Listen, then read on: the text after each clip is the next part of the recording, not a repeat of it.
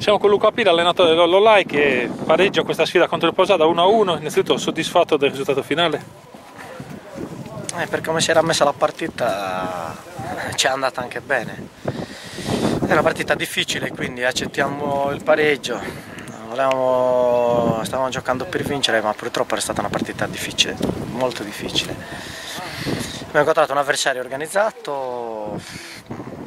Devo fare anche i complimenti, ho trovato una squadra anche che in questo periodo, probabilmente il girone di ritorno, è una squadra anche una delle migliori per condizione, avevano la tranquillità. Poi abbiamo preso un gol in un momento difficile dopo il primo tempo, 0-0, dove non ci sono stati grossi episodi.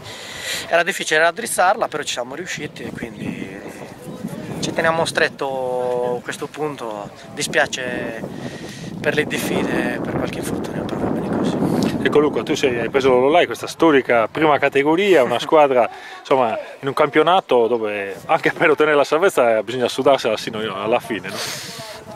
Ma vabbè, noi siamo stati ripescati, come molte squadre c'è un gap da superare, da quinto dell'anno scorso siamo trovati in prima.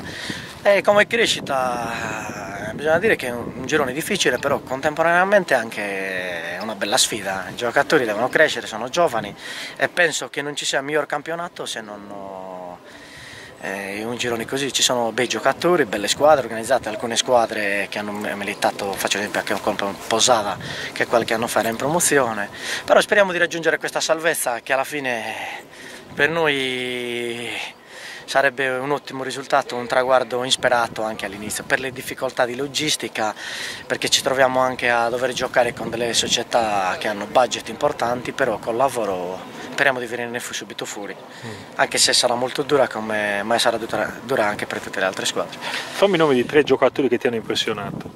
Vabbè, Alessio Mulas del Golf Aranci, senza parlare dei 2 attaccanti del Budduso, Billo Talanas Il Pintore, che è una coppia. Poi ci sono giocatori, ma vabbè, lo stesso Pau.